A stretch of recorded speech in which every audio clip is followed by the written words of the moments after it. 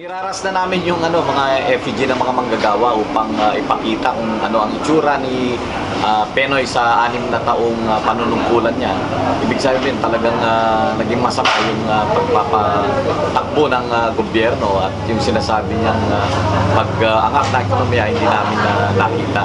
Bukas magtitipot-tipot ng mga manggagawa sa iba't ibang marching points tulad ng Welcome Rotonda, sa Blumen Creek, Calao, sa Santa Mesa at marami pang iba. At sa alas 2 ng hapon ay magkakaroon po ng programa sa paanan ng Mendiola kung saan ilalahad namin ang aming mga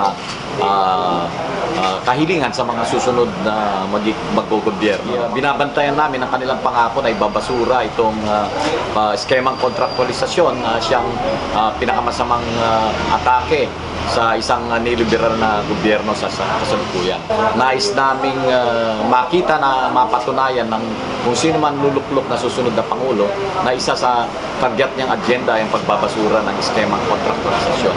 Pinagtatanggol ng kasalukuyan gobyerno ang skemang kontraktualisasyon na kung saan ito ay matinding pagsasamantala sa lakas ng pangkaraniwang manggagawa sa pananatiling mababa at walang proteksyon sa paggawa.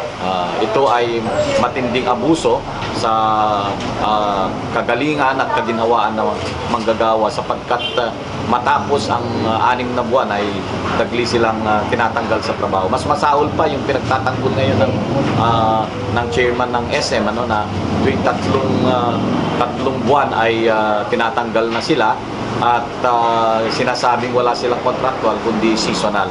Ang seasonal ay isang tipo rin ng contractualization na kung saan mas masahol na sapagkat 3 buwan na ay sinisipa. Yung sinasabi ni Harley C na seasonal, halos 1 taon yan. Mag-uumpisa ka sa Pasko, Bagong Taon, February, Valentine's Day, Graduation Day, Mother's Day, Grandmother's Day, Father's Day, at marami pang okasyon kung kaya't halos tuloy-tuloy ang trabaho ng mga manggagawa kung kaya't walang katarungan ang pagtatanggal sa kanila kada 3